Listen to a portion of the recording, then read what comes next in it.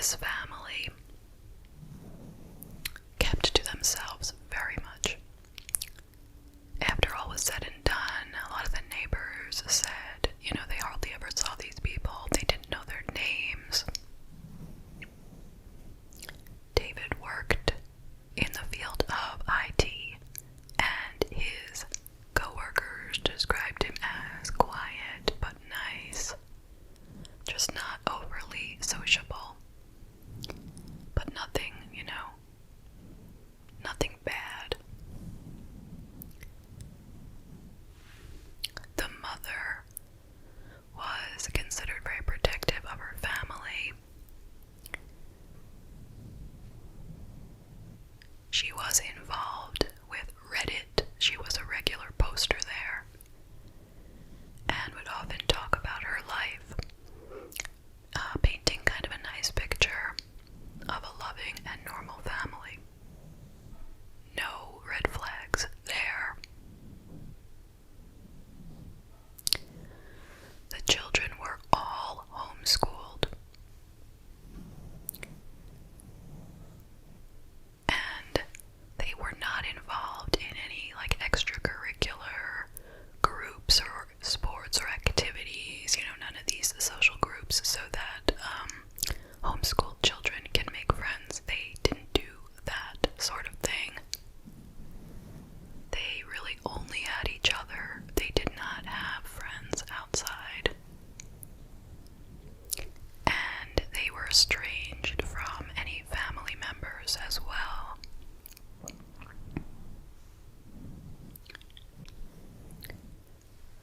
I am going to tell you how Michael, the oldest boy, describes his family.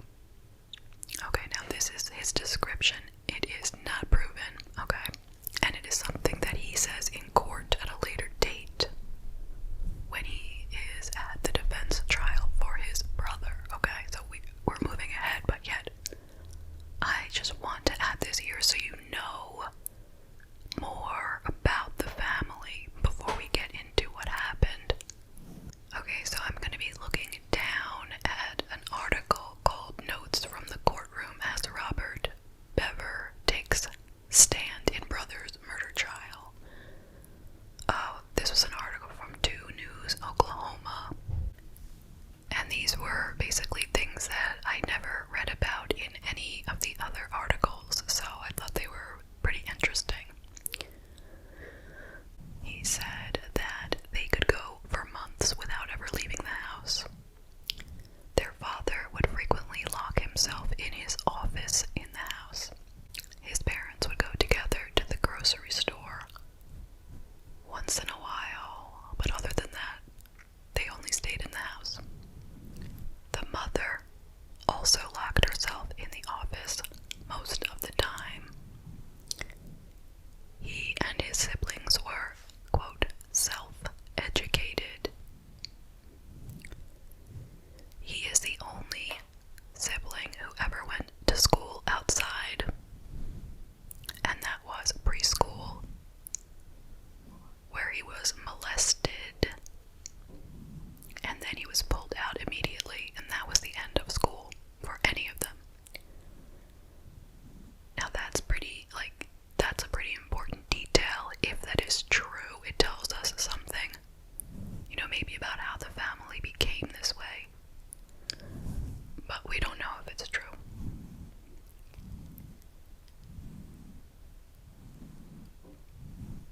He said that the mother would find them websites to do the homeschooling, but that she didn't actually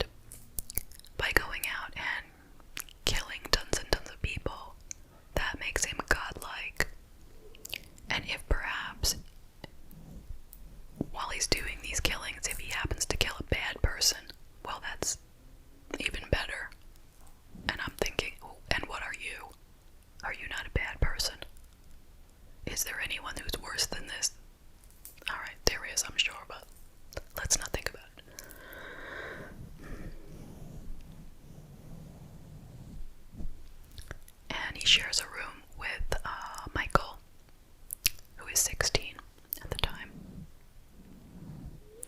And I don't know if Michael just picks up from Robert these ideas, or if he just independently also loves the idea of killing, but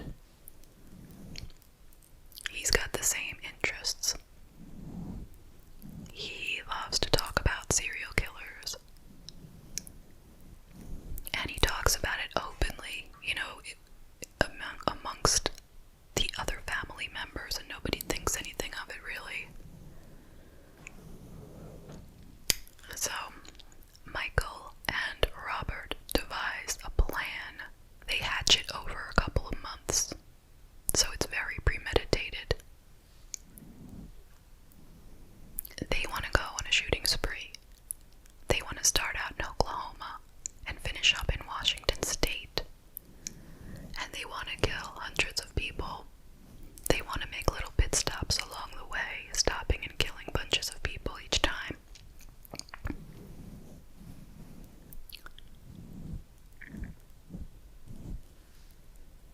And they need to get, you know, guns and ammunition and all of this. So, Robert gets a job because he's 18 now, so I guess he has a little more freedom. He can leave the house.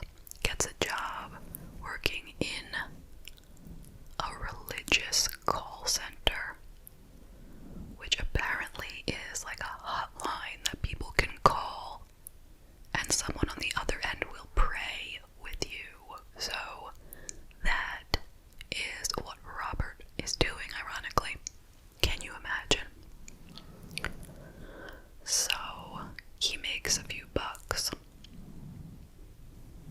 and he orders them a shotgun, a couple of Glock pistols, and 1,000 rounds of ammunition. And it's gonna be delivered on July 23rd, 2015. But the problem is, he can't allow his parents to see this stuff, you know, and we're talking like a big shipment.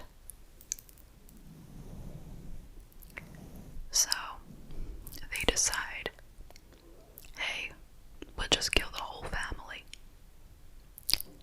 We'll do that before the guns arrive on the 22nd. That way they'll be out of the way. And then we'll dismember them. We'll put them in big plastic containers and put them in the attic. Then we'll take our guns and stuff and our armor, which they also ordered, I forgot to mention. They ordered bulletproof vests, SWAT masks, and helmets. Okay, so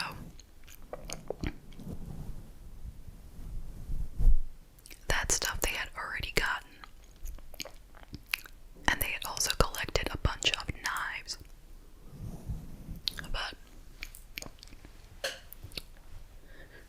their plan was, after they'd stowed the family up in the attic, they would take off in the family car and go do their mission. And the most important part of this is they would become famous. Okay, now this is not just an assumption, you know. Oftentimes we're like, oh, they wanted to be famous, probably, you know, they just did this because they wanted to get YouTube, you know, subscribers or viewers. Probably. No, this time it's not probably. This time they are very clear. They want a Wikipedia page. They want media coverage.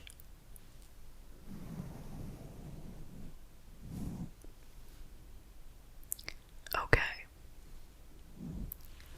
So they also decide that they want to make 2 recordings. One recording of the murders that I haven't even gotten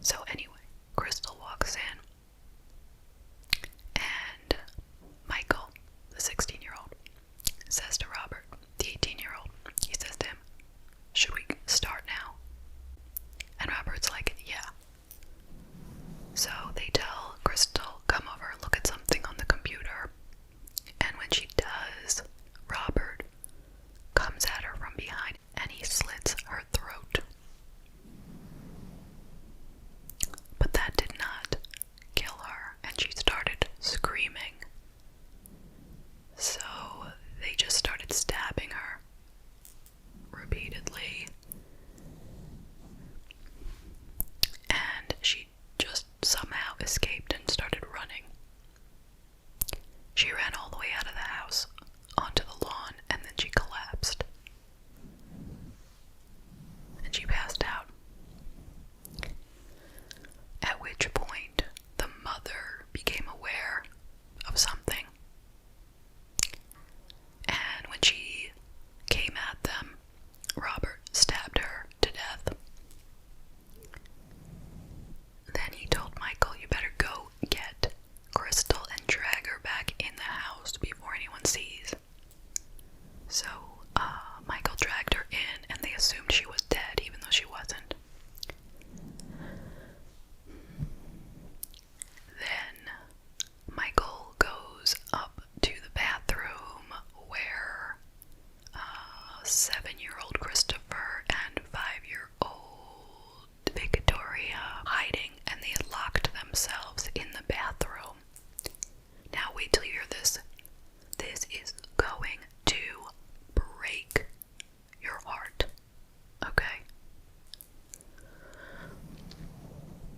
Michael goes to the door and he knocks on the door. He says, "Let me in, let me in. Robert is gonna kill me. It's Robert. Robert's gonna kill me. Please let me in." So they let him in, and then he stabs the both of them like 20 times each to death. How disgusting and heartless. We're talking little kids, your little brother and sister. And you tricked them into helping you so that you could kill them. Where do they make these kind of people? Okay, so that was that. Moving on. Now, where is Daniel? 12-year-old Daniel. Well, he locked himself in the office. And he got on the phone and he called 911. And you can listen to that call if you want to. But it's just a little boy crying, "Help, help. My brother is trying to kill everyone," something like that. And they couldn't quite understand him. They were like, "Your father? Wait, who's trying to kill you? What's going on?" Guess what was happening in the background? Michael knocks on the door and tells him, "Help me. Robert is trying to kill me." And once again, he lets him in. And with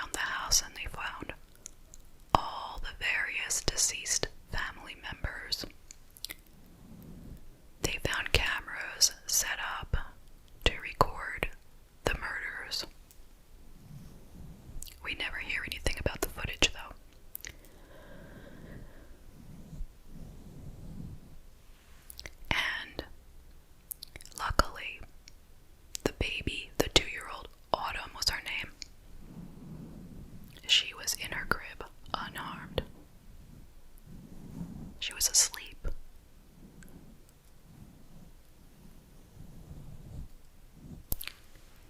They had planned, wait till you hear this, they had planned on beheading her with an axe.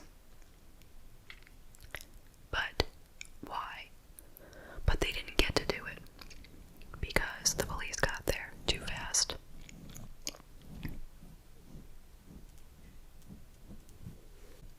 And they also found the little family dog scared out of her mind.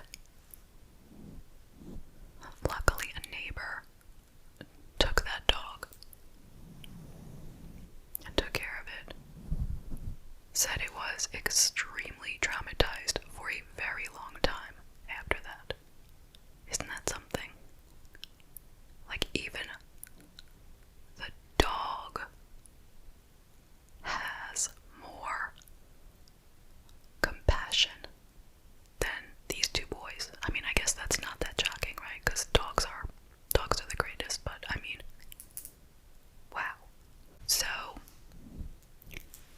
they go out into the woods with some dogs and they easily find Robert, and he's happy to hand himself over to them. And he says something about how he's proud and happy about what he did, you know, something like that he says to them. But they can't seem to get Michael so easily, so they have to send the dogs out. The dogs do attack him, and they're able to bring him in. And then when they go to the police station for questioning, Robert very happily tells them every single detail of the story, laughing and smiling many times while he tells the tale.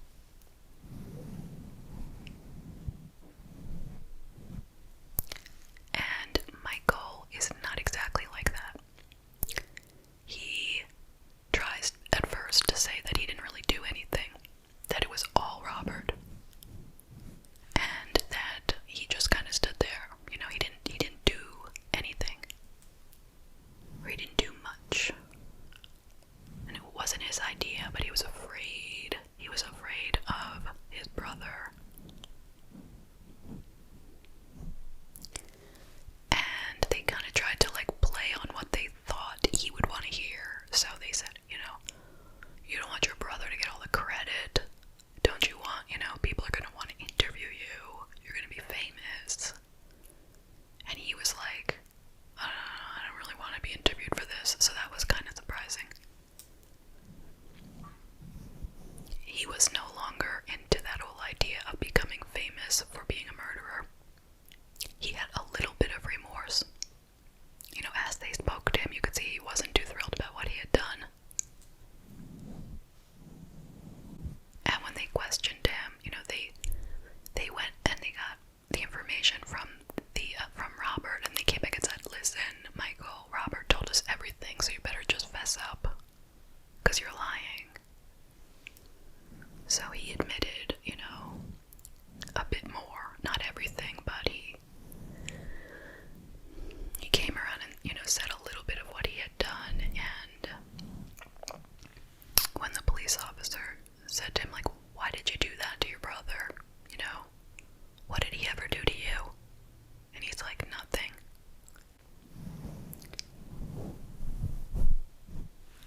You could see that he was not happy with himself at that point.